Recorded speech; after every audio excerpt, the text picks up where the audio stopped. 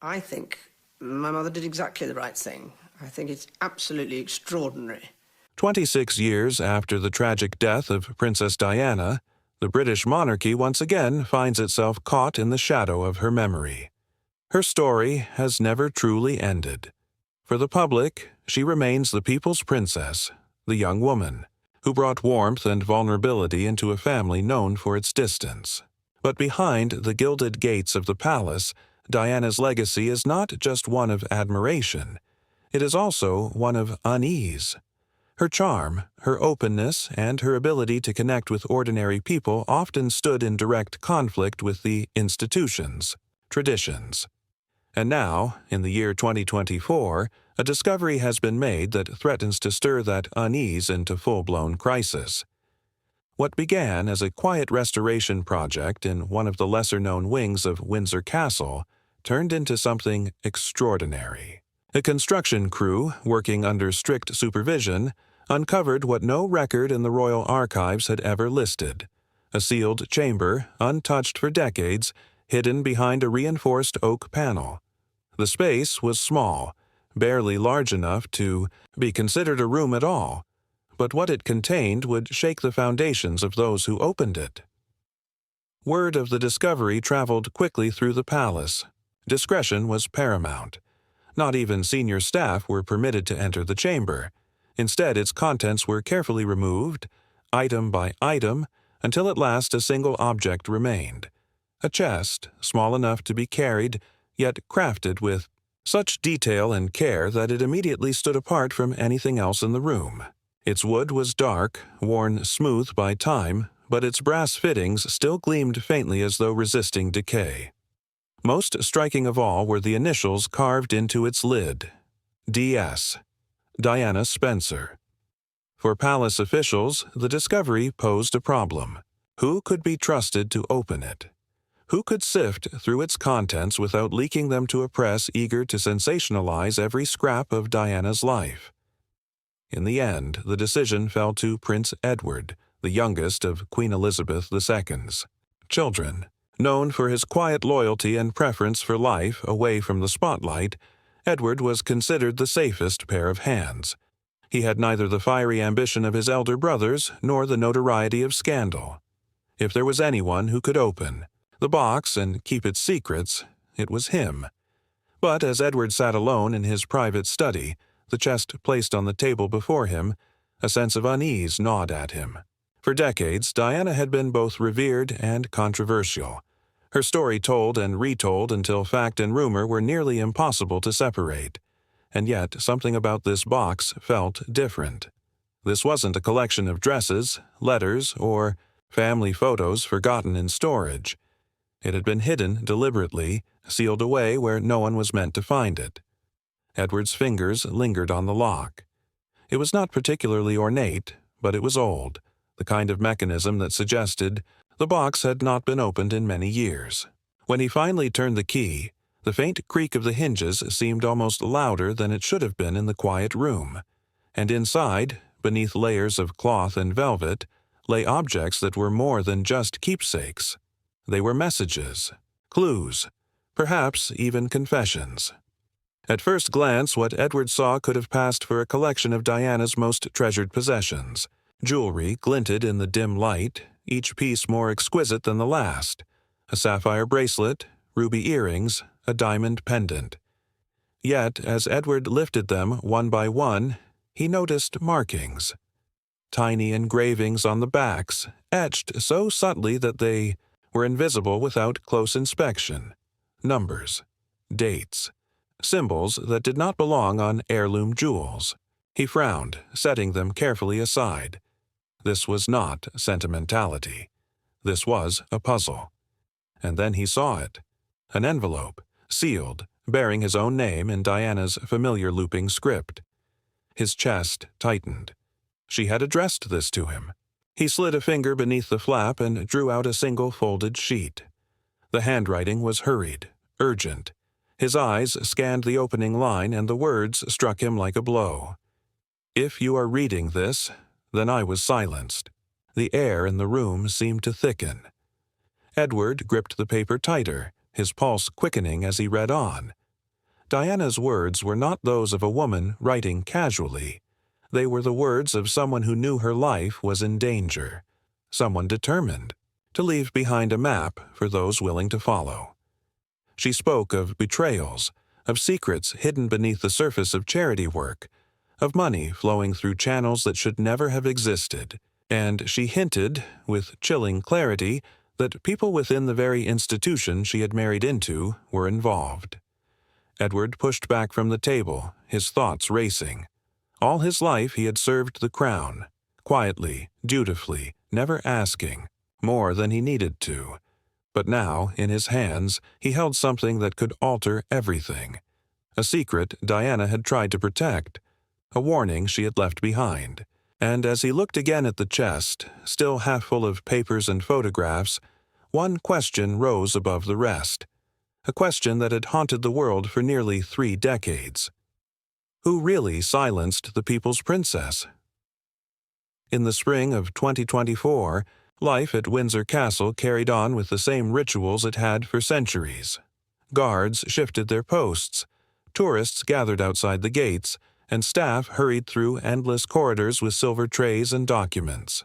Yet, behind the facade of routine, an unease had taken root. The discovery of Diana's hidden chest had not been announced, not even whispered outside the family's tightest circle. For most, it was as though nothing had changed. But for Prince Edward, every moment since lifting that lid had been different. The words in Diana's letter weighed on him, pulling his thoughts back again and again. If you are reading this, then I was silenced. The more he tried to dismiss it, the more impossible it became. Why had she written to him? They had not been close in the way she was with his brothers, or even with Anne.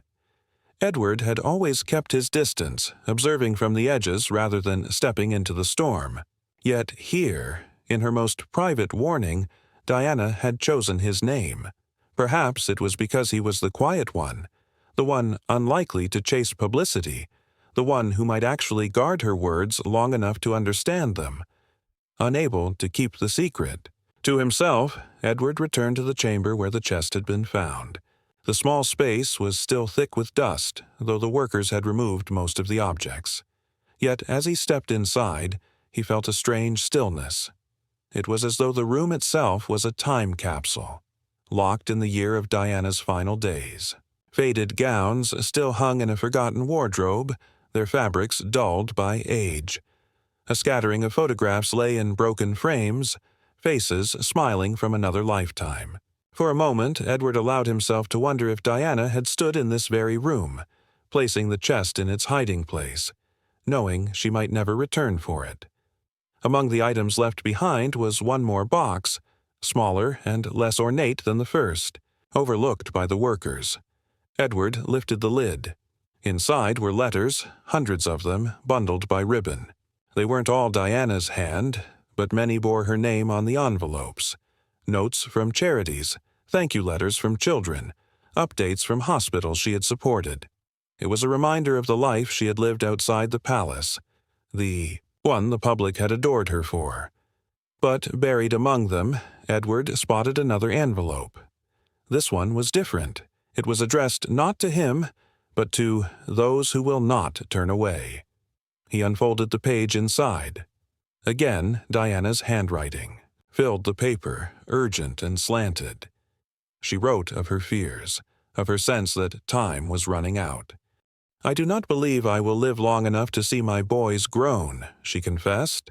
"But if I cannot protect them in life, then perhaps I can leave something behind to shield them in death."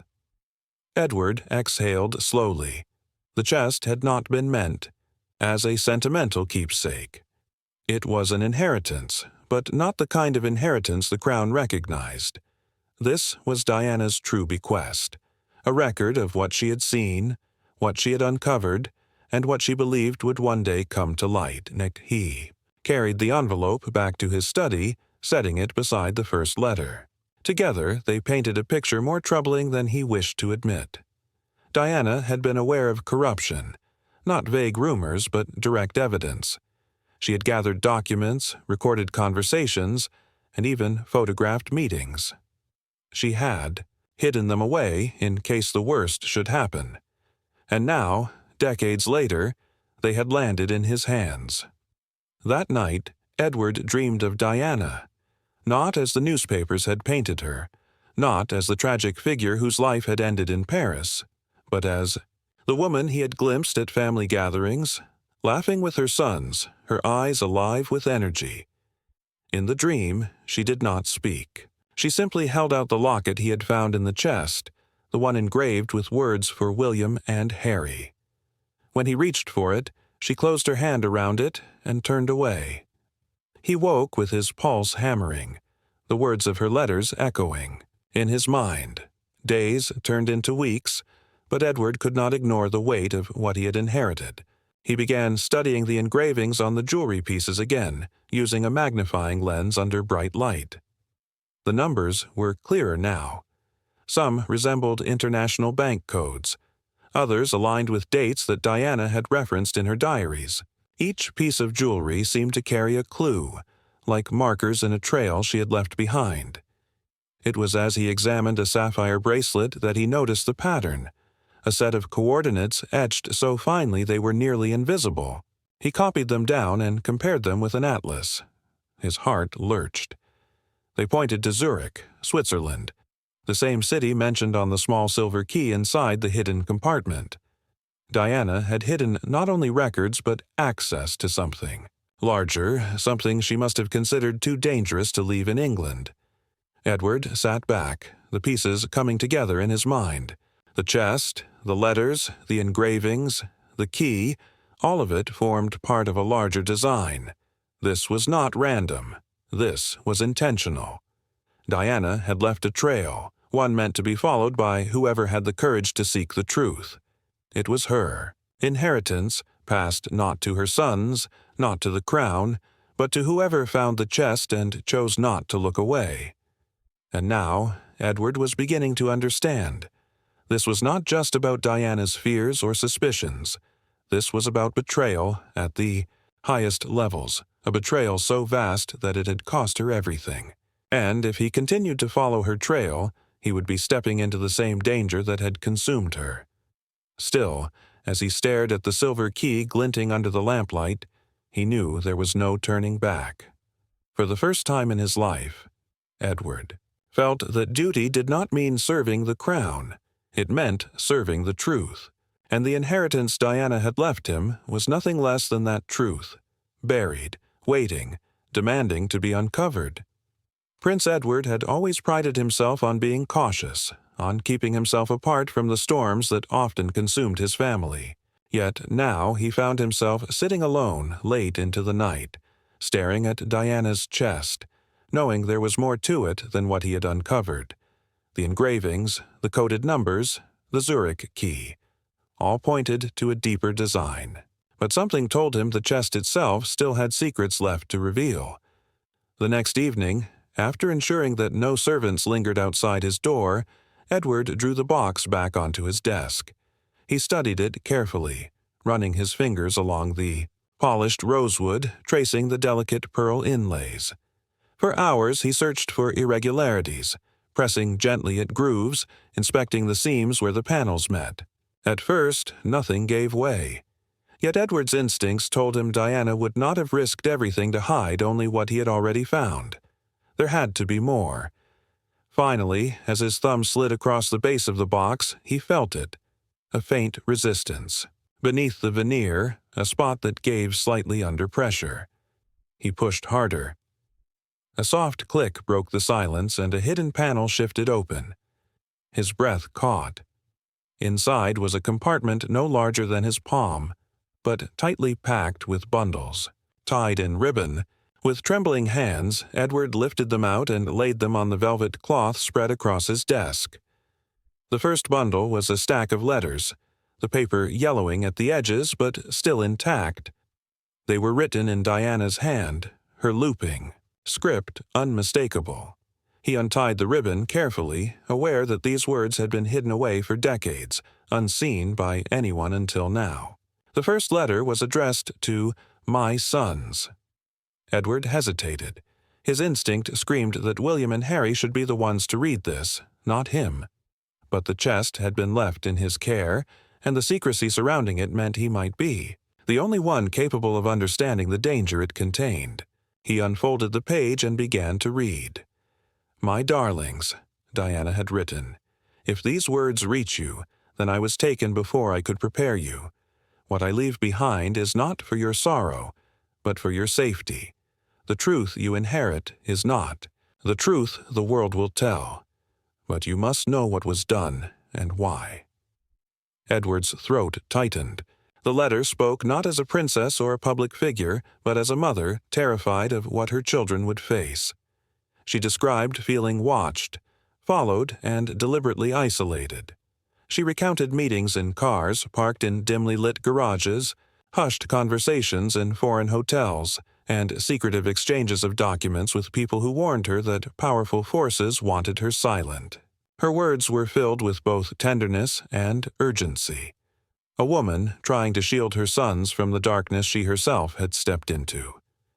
Beneath the letters lay a series of glossy photographs.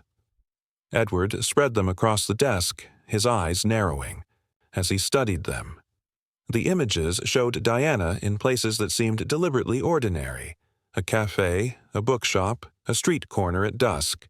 Yet, in each photo, she was not alone. She was meeting with men in plain clothes, their faces half-shadowed, their body language cautious. None were familiar to Edward, but their presence unsettled him. These were not charity staff or society. Friends. These were informants, perhaps even whistleblowers, the kind of people who did not appear in the newspapers but whose information could topple governments if revealed. At the bottom of the pile was a photograph unlike the rest. Diana sat in the back of a modest car, her head turned slightly toward the camera. Her expression was unguarded, serious, almost weary. On the back, written in her hand, were 3 words: "They are close." Edward exhaled, the weight of the words pressing on him. Whoever had taken these photos had been part of something larger, and Diana had known she was running out of time. The last item in the compartment was the smallest, but perhaps the most chilling. It was a silver key attached to a tag stamped with the words, "Zurich. Deposit Box 837L." Edward held it between his fingers, the metal cool against his skin. The implications were unmistakable. Diana had left something abroad, something she had believed could not be kept safe in Britain. The jewelry markings, the bank codes, the coordinates, all of it pointed here, but the letters hidden with it told an even darker story. In one, dated just 3 days before her death in Paris, Diana had written directly to Edward himself. The envelope was thin, the ink smudged as though written in haste. He unfolded the page and read. "Edward," it began, "if you are reading this, then what I feared has come to pass. I have tried to be careful, but I believe my days are numbered. I cannot trust those around me, not the ones sworn to protect me, not those who claim to speak for me. They are watching, and they are waiting. The accident they promise will not be an accident at all." Edward's blood ran cold. She had anticipated her death not as a random tragedy, but as something orchestrated. The words seemed to echo off the walls of the room, heavier than any secret he had ever carried. She continued, "There are accounts, documents, and testimonies that prove the betrayal runs deeper than even I imagined. Charities are being used as fronts, funds diverted into pockets of men who claim to serve the public good, but who serve only themselves. And worse, some among us know and allow it. I have evidence. I have kept it safe. But if I fall, it will only matter if someone dares to continue where I left off." Edward set the letter down slowly. For years, conspiracy theories had swirled around Diana's death. Some dismissed them as rumor, others whispered them in private, but never had he seen words written in her own hand that confirmed them. She had been aware, prepared, and desperate to leave behind proof. As he gathered the letters, the photos, and the key back into the box, Edward realized the enormity of what he now carried. This was not simply family history.